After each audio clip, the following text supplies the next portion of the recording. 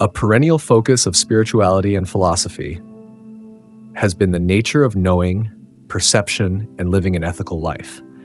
Investigating the limits of our knowledge and facing the enormity of our ignorance yields deep understandings of life, perception, and human behavior. A fundamental reevaluation of the meaning of knowing and doing good in the world is invited by philosophical study in conjunction with ethical and spiritual traditions. We assume we understand the objects around us as a starting point for our knowledge. Take something as basic as a cup into consideration. We break it down by material, shape, and color. We can take a scientific approach, breaking it down into its component parts, or a philosophical one, asking if it exists in the real world or is just a product of our own perception. Going even farther, some religious traditions may consider it a mirage, but the essence of the cup remains a mystery, no matter how many descriptions one reads. Nobody can get to the heart of it, to the truth of what it is. We are so utterly ignorant of the world around us that we can't understand the basic characteristics of even the most basic objects. This lack of knowledge is more than just a constraint. It is an eye-opener. The transient and deceptive character of our perceptions is exposed.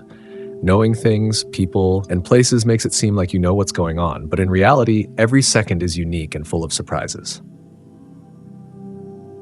This was emphasized by philosopher Ludwig Wittgenstein when he contended that perception functions within language games. The laws by which reality is described vary across disciplines, whether it be science, spirituality, or the arts. These explanations are constrained to their respective frameworks, even though they are internally consistent. Nothing can disclose the one true nature of anything. The French philosopher Jacques Derrida's deconstruction further undermined the idea of final comprehension. Derrida stated that the very nature of language makes it unable to convey an object's essential nature. Words are meaningful not because of their connection to the things they describe, but because of how they differ from one another. Examples of words that acquire their meaning when contrasted with one another are cup and plate or bowl. Derrida called the phenomenon that occurs when trying to define anything the deferment of meaning. Every attempt to do so leads to an endless chain of references. The limitations of binary thinking, in which ideas are juxtaposed as polar opposites, e.g., good and evil, male and female, or mind and body, were also brought to light by Derrida. The fluid and interconnected nature of reality is obscured when one term is favored over the other, leading to hierarchies. Derrida referred to the process of dismantling these dualisms as aporia, or profound ignorance.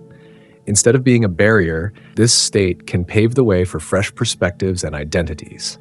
Our perception and interaction with the world are transformed when we acknowledge our inherent ignorance. The importance of not knowing as a prerequisite for wisdom is emphasized by numerous spiritual traditions. Such an understanding, according to Taoism, is the key to ease and spontaneity in action. There are no hard and fast rules or cultural standards in Taoism's ethical framework.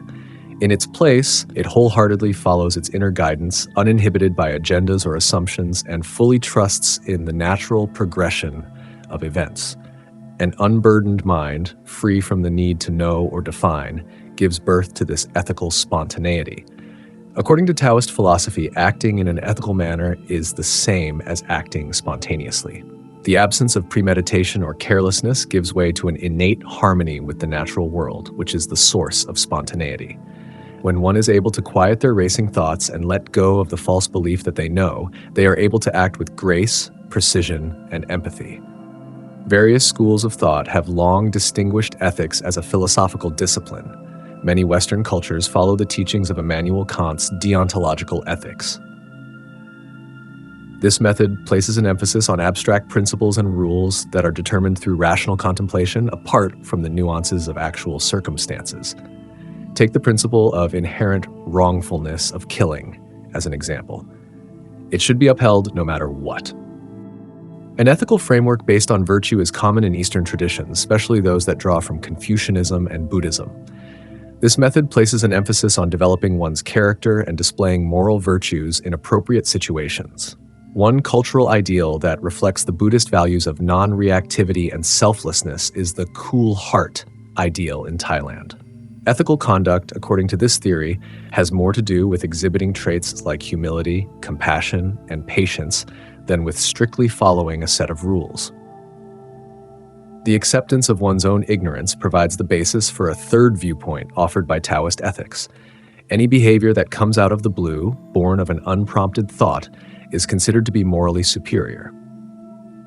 This perspective is in line with the belief that when one's sense of self dissolves into the overall flow of existence, their actions will inevitably harmonize with it. Instead of being a sign of conformity to external norms or social expectations, ethical conduct takes on the form of a manifestation of oneness and interdependence in this view. The consequences of ignorance reach deep into the fabric of reality, touching on matters of ethics and beyond.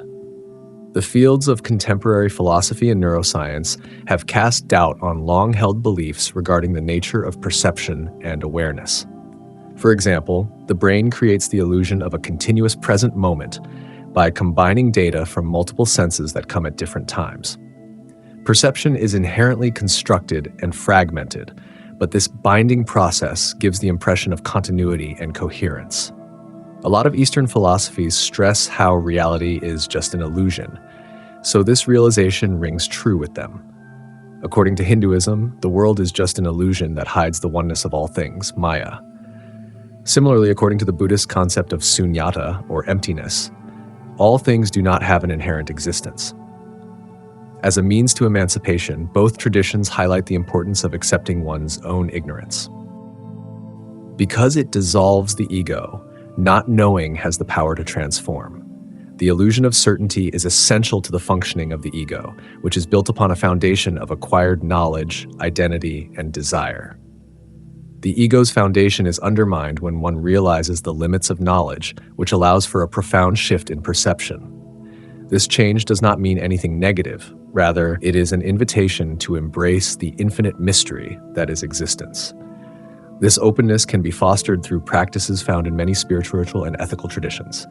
If you're looking for a way to calm your mind and see how fleeting thoughts and perceptions are, try meditation. According to the teachings of sages like Ramana Maharshi, the practice of self-inquiry involves constantly challenging the very essence of one's sense of self. By engaging in these activities, one can bypass conceptual frameworks and have an encounter with reality as it really is. Being empathetic and compassionate comes easily when one's thoughts are quiet. Attention becomes selfless and unconditional when egoic thoughts aren't interfering. Love is this unselfish focus, this carefree presence that gives without expecting anything in return. When one is in this state, they are free to act ethically without hesitation or consideration of consequences. A person's perspective on the world changes when they incorporate these insights into their everyday lives. Every second is a chance to surrender to the beauty of uncertainty, to see through the false illusions of certainty and familiarity, and to move forward in harmony with life's natural flow. This viewpoint promotes a more peaceful and caring society in addition to enhancing the individual's experience. The path into uncertainty is fraught with peril and opportunity. It begs for the letting go of egocentric attachments, the destruction of binary thinking, and the surrender of certainty. As a reward, it provides an expansive view of possibility, an increased awareness of one's own agency, and a stronger bond to the enigma of being. One finds a life of ethical completeness and impromptu grace when they embrace the unknown. In this life, every action is a graceful dance with the infinite.